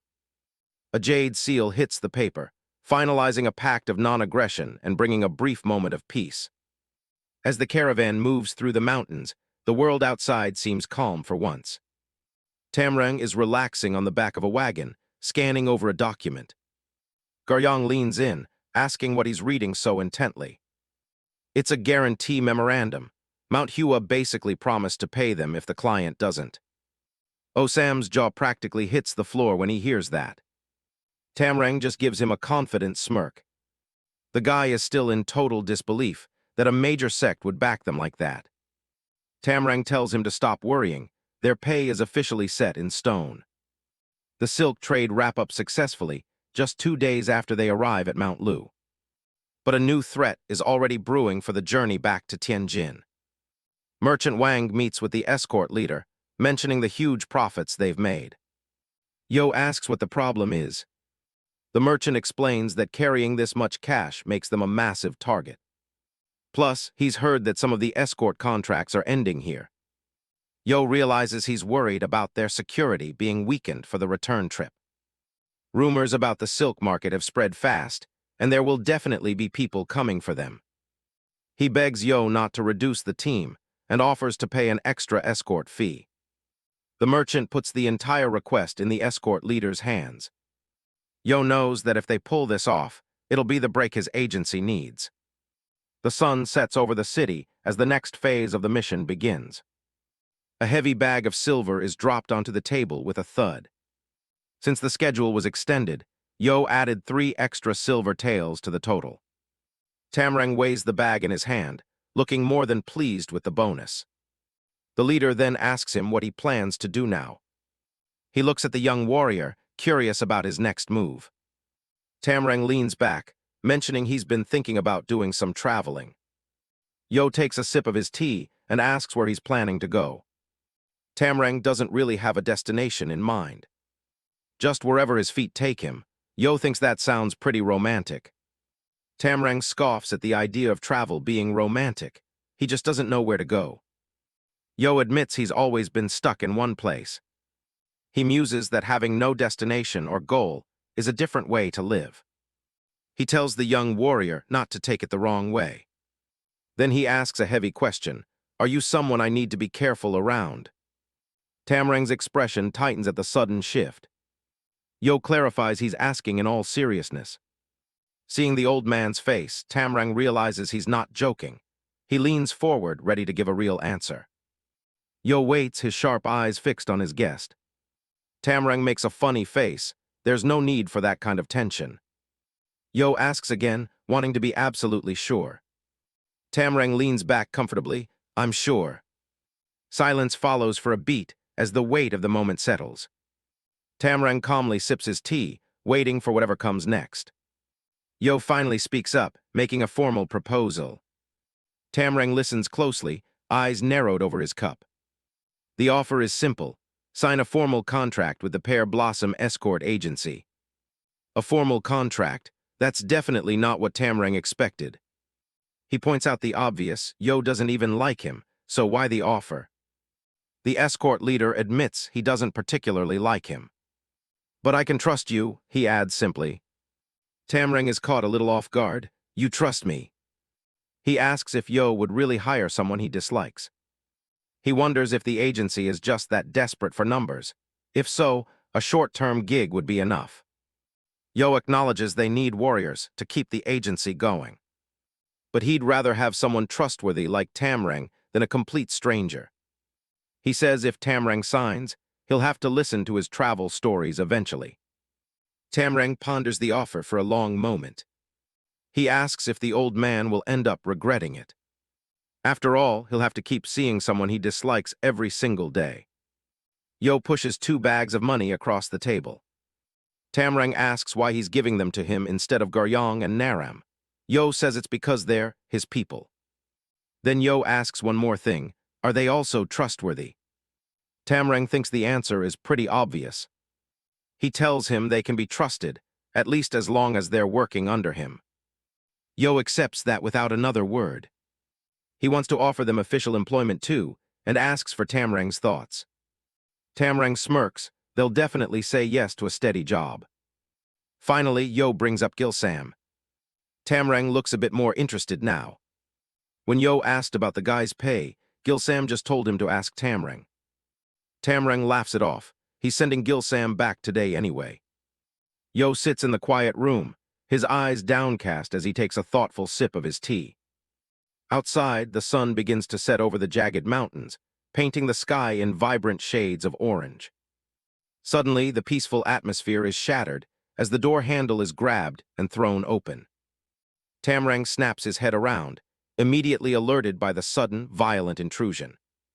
A young girl in green robes rushes into the room, gasping that someone went out to look around the shops. Yo jumps to his feet, his face twisted in shock and worry. Surely he didn't go out alone, he demands. The girl struggles to find her breath, explaining that Escort Gok was with him, but things went horribly wrong. Tears well up in her wide eyes as she delivers the devastating news. He was found with a critical injury. Tamlang cuts through the panic with a sharp question, asking about the other merchants and if they were abducted along with Merchant Wang. The girl confirms that the others are currently waiting in the guest room, still trembling from the shock. Instead of rushing out, Tamlang asks a cold, pragmatic question. What about the money? The young girl stares at him in disbelief, completely blindsided by his apparent lack of empathy. Tamlang clarifies, his voice low and serious. He needs to know if Merchant Wang still has the payment from the transaction. She stammers, unable to believe he's focusing on profit while a human life is at stake. Let's check the money first, Tamlang insists, completely ignoring her distress. Yo scowls, his white eyebrows knitting together in anger. We must find Merchant Wang first, he bellows. Tamlang doesn't flinch. He barks back that right now, ensuring the money's safety is the top priority. His jaw is set and his teeth are gritted, his eyes burning with a fierce, calculating intensity. Yo is appalled, thinking that Tamlang is heartlessly putting coin before a human life. He wonders if he misjudged the man. Hurry, Tamlang roars, his patience finally snapping. Night has fallen over the inn, and the atmosphere has turned deadly serious as the moon shines bright. Tamlang slams his hand down on a wooden chest, revealing that the payment for the goods is actually being kept right here. The room is crowded with the other escorts, all of them looking tense as they gather around the table for answers. Tamlang looks at them with a grim expression. Everyone pray that their motive is money. The warriors look at each other, the gravity of the situation finally beginning to sink in. They remain silent, waiting with bated breath for the young leader to explain his tactical reasoning. Tamlang points out the reality. The kidnappers captured the merchant, but they didn't get the money they were likely after. He turns to the group, his gaze sweeping over everyone. What do you think they'll do next? He answers his own question. They'll either make another move to find the funds or they'll come straight here. A sharp realization hits everyone in the room, as they understand they are now the primary targets. Tamlang adds a cold truth. If the abduction was fueled by a grudge rather than greed, it's already too late for the man. He tells the exhausted crew not to worry for the moment and suggests they all get some rest. Yo looks weary, agreeing that they won't be getting any more useful answers tonight. He looks at Tamlang, searching for some kind of certainty. Do you say that with conviction? The other escorts, including the orange-haired Guryong, watch the exchange in heavy silence. Tamlang leans in, his voice dropping to a whisper as he asks if Yo has another idea. Tamlang shakes his head. Running around blindly in the dark won't solve anything at this point. He gives them a small, tired smile, nodding that there's no need for everyone to exhaust themselves needlessly. He takes charge, ordering most of the group to sleep and leaving only Naram behind to keep watch. Yo looks at the young man, his initial anger replaced by a begrudging respect for his calm leadership. Sounds good, the old leader replies simply, exhaling a long, weary breath. With a formal gesture of respect, Yo accepts the plan and leaves the night in Tamrang's hands. Yo and the rest of the escort agency stand tall, their expressions grim as they await Tamrang's next command. Tamrang turns his sharp gaze toward the back of the room and calls for Naram, who immediately responds with a respectful, "Yes, great man." Tamrang gives a cold, tactical order. Naram is to guard the roof and cut down anyone who approaches, leaving only one alive for questioning. Without another word, Naram launches himself upward, disappearing through the ceiling in a silent blur of motion. Gilsan lingers behind after the others have left, his eyes wide with a mix of anxiety and uncertainty. He nervously clutches his chest, his voice trembling slightly as he asks Tamrang what his role should be in this crisis. Tamrang doesn't even look at him as he delivers a blunt dismissal, telling the younger man to simply go back. Tamrang states that he knows Gilsan is sane enough to realize he doesn't belong here, and tells him to leave regardless of his orders or intentions. Gilsan tries to stand his ground, insisting that he must stay, but Tamrang repeats his command to go back. A nervous sweat breaks out on Gilsan's brow as he explains that there are no orders. He only followed along because he wanted to learn. Tamrang narrows his eyes, his expression full of bored skepticism. "Learn what?" he scoffs. Gilsan clasps his hands together, his face tightening as he explains he needs something to make up for his shortcomings. Tamrang is baffled, pointing out that Gilsan already has a master, so why seek knowledge from him? Gilsan looks away, his expression turning somber and resentful as he thinks of his own teacher. "He won't teach me," he admits. "Why?" Tamrang asks, his interest finally piqued by the man's strange persistence. Gilsan delivers the bitter truth. His master refuses to teach him anything truly meaningful in case his disciple becomes stronger than him. Tamrang lets out a sharp, mocking laugh. He finds it pathetic that a master would withhold knowledge out of such petty fear. Suddenly, the air in the room shifts as a deadly presence makes itself known with a sharp, whistling sound. Tamrang's eyes ignite with a predatory light as he senses an intruder lurking in the shadows. Before anyone can blink, a massive hand slams into Gilsan's throat, pinning him back with crushing force.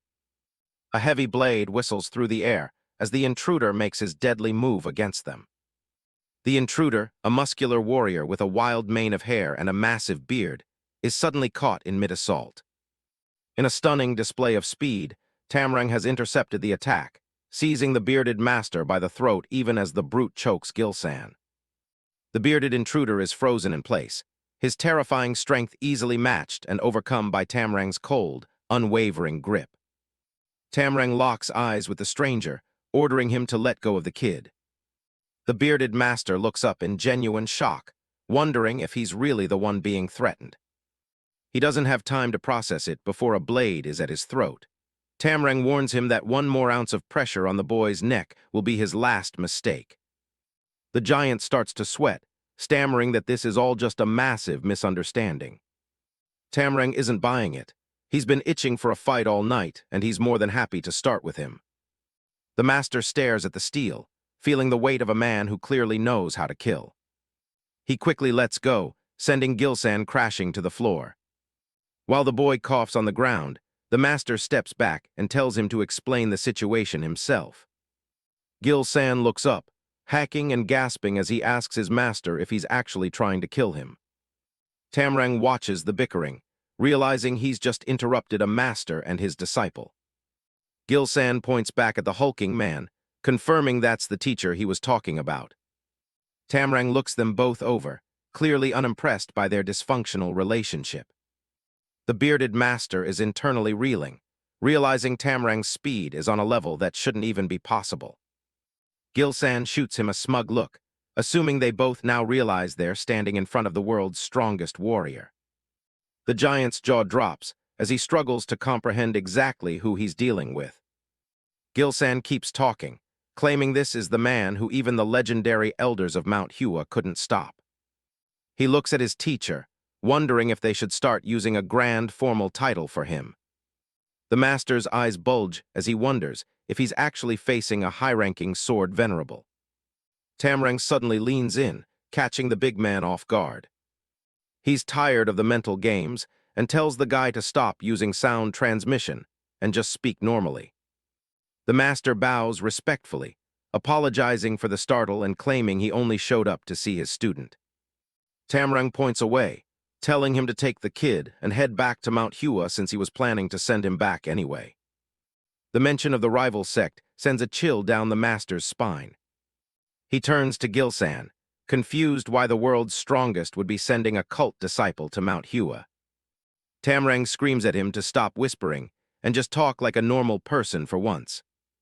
The giant stands tall, finally revealing that he belongs to the Sun and Moon divine cult. Tamlang pauses, surprised to find a cultist out in the open like this. But Gilsan doesn't care about politics. He's determined to stay by his new master's side.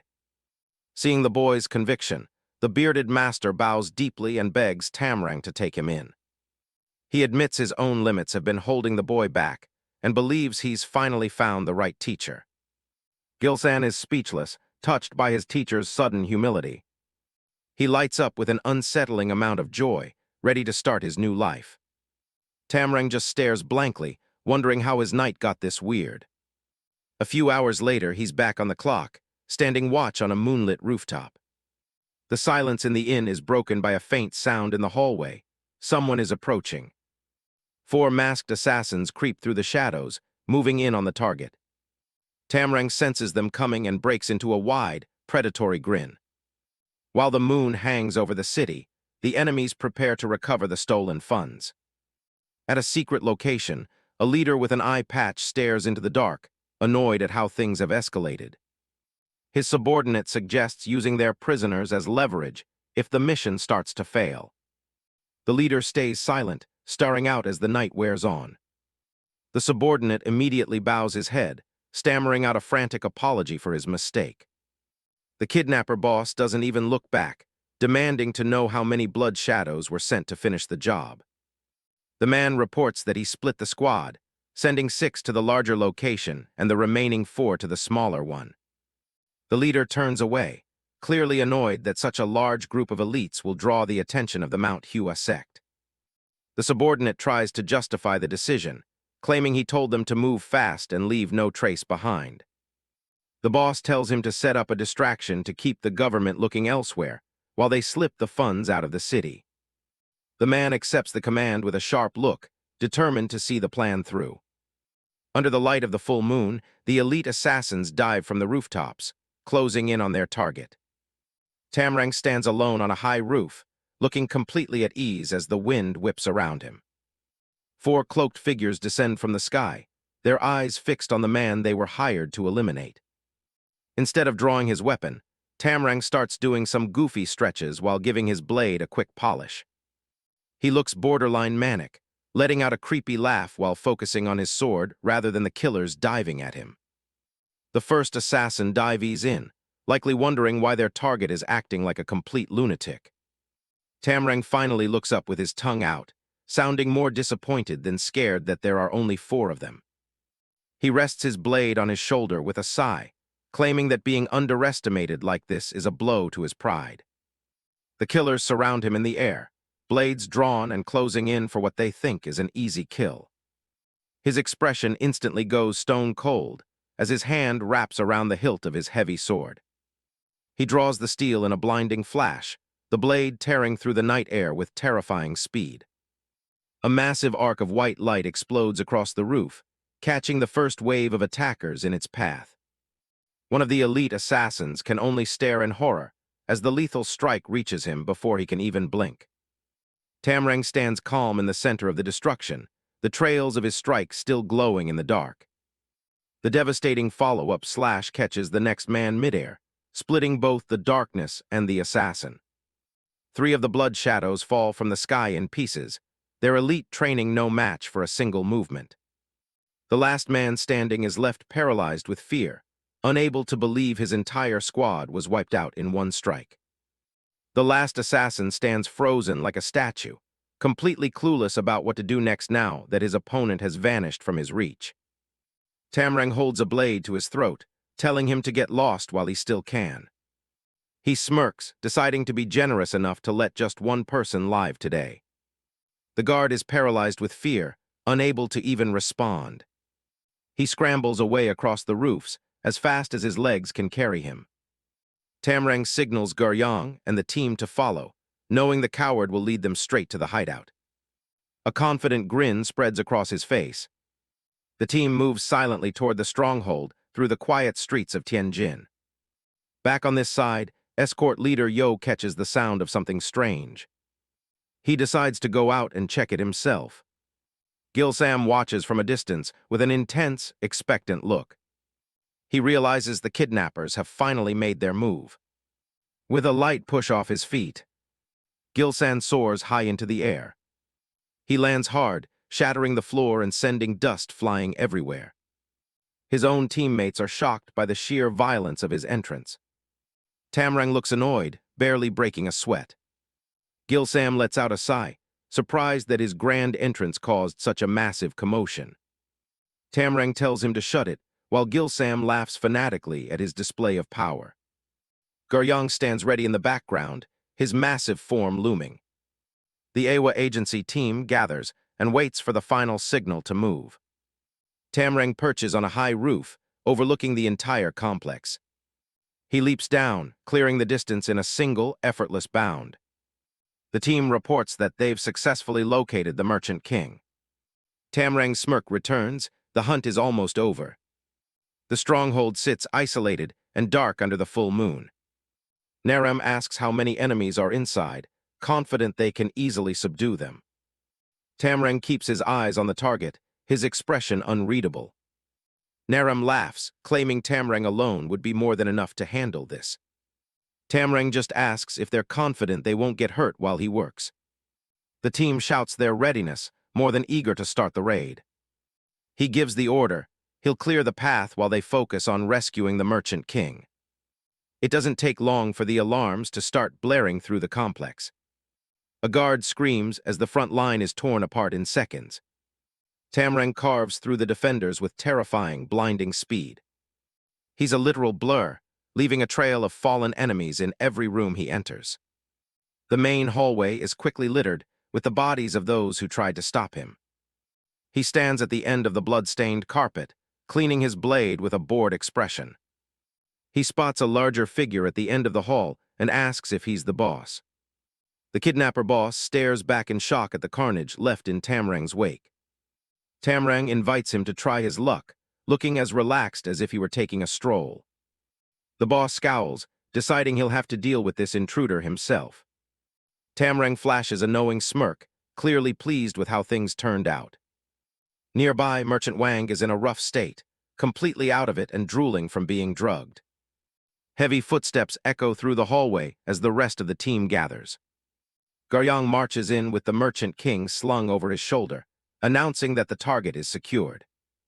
Tamlang checks in with the crew as they stand among the wreckage.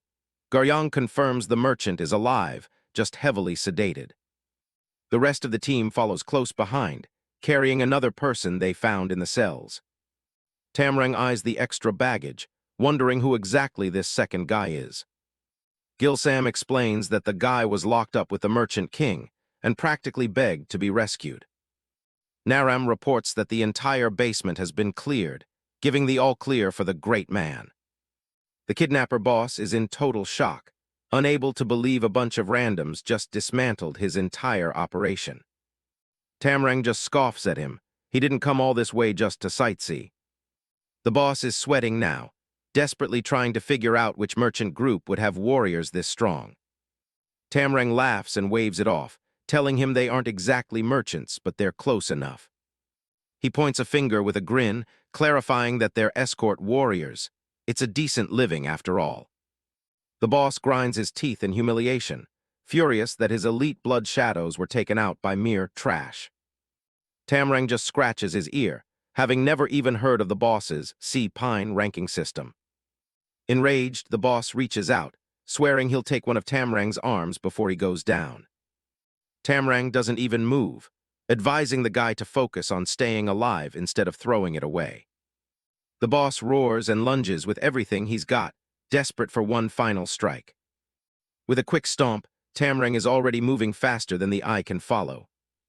He passes right through the boss's guard like a ghost. The hallway remains silent for a moment as blood sprays through the air. The boss clutches a massive chest wound, unable to comprehend how he was outclassed so completely. Tamlang doesn't even look back, simply nodding that the guy should have listened to his advice. He sheathes his sword while the boss's cloak falls to the ground behind him. Murim asks if they should have dug into the mastermind behind the whole plot. Tamlang just sighs, saying he hates complicated things and digging for information is too much work. With the mission technically done, the team begins the long walk back with the rescued captives. They arrive at the secure official building later that night. Merchant Wang is safely back, though he's still a bit dazed as he recovers from the drugs. Captain Yo is in total disbelief, asking how they could possibly have returned so quickly. Tamlang lies right to his face, claiming the kidnappers just abandoned the victims and let them go. He acts like it was all just a stroke of sheer luck. Captain Yo isn't buying it, eyeing Tamlang with deep suspicion. Merchant Wang, now fully awake, surprisingly corroborates the story with a broad smile. Relieved but still cautious, Captain Yo thanks the merchant and tells him to get some rest. The moon shines brightly over the roofs as the night drags on. As they walk together, Ma can't shake the feeling that something about Tamrang's story is off. Tamlang keeps the act up, explaining that he was just on watch when the merchant walked right in. Their footsteps echo down the quiet hallway as they head toward a private meeting. They enter a room to find a refined young man waiting for them at a table. Captain Yo is immediately on edge, wondering exactly who this guest is. Zhang Wenqi, the refined successor of the Taiyuan Merchant Guild, bows politely and offers a warm greeting to the group. Captain Yo is visibly shaken, his mind racing as he wonders why such a high-status merchant would be found in a place like this. Tamlang casually breaks the silence, explaining that the young man claimed to have been captured alongside the merchant king. Zhang Wenqi quickly agrees with a sly, knowing smile that doesn't quite reach his eyes. Captain Yo suggests they should immediately send word to Zhang Wenqi's own merchant party to let them know he's safe. The room goes cold as Zhang Wenqi bluntly states that his entire party was already slaughtered by the kidnappers. Overcome with sympathy, Captain Yo bows and offers his deepest condolences for the tragic loss. Night falls over the official residence, but the discussions inside are only just beginning. Sitting down to tea, Captain Yo asks the young merchant what he plans to do now that he's alone. Zhang Wenqi makes a formal request to travel under the Escort agency's protection, promising a very generous reward for the trouble. Ma hesitates, pointing out that their current priority is the Merchant King's safe return to Mount Hua. With a confident smirk, Zhang Wenqi reveals that the Merchant King has already given his blessing to the arrangement. Tamlang butts in, confirming that the Merchant King was surprisingly cool with the idea of adding a companion. Captain Yo is mortified by Tamrang's bluntness, scolding him for speaking so rudely to someone from such a prestigious guild. Tamlang just scoffs, arguing that if the guy himself doesn't mind, then Ma shouldn't be making such a fuss about manners.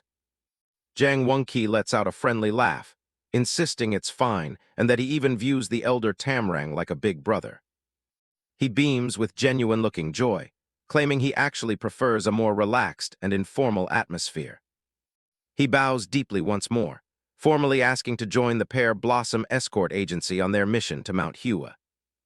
As he sips his tea, Captain Yo realizes that making a connection with the Taiyuan Merchant Guild could be the turning point his agency needs. Setting down his cup, Ma agrees to the deal, provided everything is cleared with the Merchant King first. Ma tells them both to get some rest while he handles the final arrangements. He stands up and heads out, eager to double-check the details with Merchant Wang. Back at the table, Tamlang is visibly annoyed, complaining about how unnecessarily complicated everything is becoming. Meanwhile, at the devastated kidnapper stronghold, a grim search for survivors is underway. A group of warriors in black cloaks walks through the blood-stained corridor, counting the dead. One subordinate reports that only those out on missions survived. Second Blood Flower, an imposing man with spiky red hair and a mark on his forehead, demands to know if there's any sign of the culprit. The subordinate explains that the wounds are all clean slashes and stabs, with no other identifiable traces left behind. Second Blood Flower narrows his eyes in disbelief. "None at all," he asks, his voice low and dangerous. The subordinate with the spiky blonde hair notes that the killer seems to have covered their tracks on purpose. Looking down at the body of the kidnapper boss, Second Blood Flower observes that the strikes were so clean the victims didn't even have time to react. He issues a cold order to his men: search everywhere for anyone nearby known to wield a fast sword. Second Blood Flower's gaze turns murderous. If First Blood Flower was taken down, then they are dealing with a formidable opponent. 3 days later, the merchant caravan is back on the road, winding through a steep mountain pass under the midday sun. Tamlang and Sam are perched on top of a moving carriage, enjoying the view while they talk. Tamlang asks if Garyong knows of any groups wearing black robes with red flowers. Sam just shrugs it off with a yawn, saying that in these chaotic times, people will wear just about anything they want. Tamlang presses him, asking specifically if there's no official organization known for that particular uniform. Sam confirms that he's never heard of one. Tamlang falls into a brooding silence, his expression hardening as he considers the possibility. Sam looks over at him, curious about the sudden interest and asking if Tamlang actually saw someone like that. His eyes go wide as he realizes the implication. Could those mysterious figures be linked to the Merchant King's abduction? Tamlang just looks up at the sky and tells him to drop it. Digging into it will only lead to more headaches. He complains about how they were stuck for 3 days already because of the government's annoying investigation. Sam reminds him that 3 days is actually incredibly fast, likely thanks to the strings Jang Wonki pulled behind the scenes. The caravan finally reaches the majestic gates of Mount Hua, rolling through the entrance as cherry blossoms drift on the mountain breeze. The massive scale of the sect's courtyard comes into view, filled with orderly rows of carriages and horses belonging to various visitors. Tamlang looks thoroughly unimpressed, complaining about why they're being summoned when they already have a busy schedule. Garyong gives him a sharp look, reminding him that Mount Hua is a power that nobody in their position can afford to refuse. As disciples move around to tend to the horses, Tamlang expresses his worry that they'll be held up here for days. The ornate rooftops of the sect's buildings gleam under the bright sun, a picture of peace and tradition. Standing in the courtyard, Tamlang suddenly senses someone watching him, his instincts on high alert. In a flash of movement, Tamlang vanishes from his spot, his speed leaving a sharp whistle of wind in his wake. He becomes a blur of motion, moving faster than the eye can follow as he homes in on the source of the gaze. Sanghyonya, the heavenly flower sword venerable, is left frozen in shock, sweating as he realizes the sheer, terrifying power of the young man before him.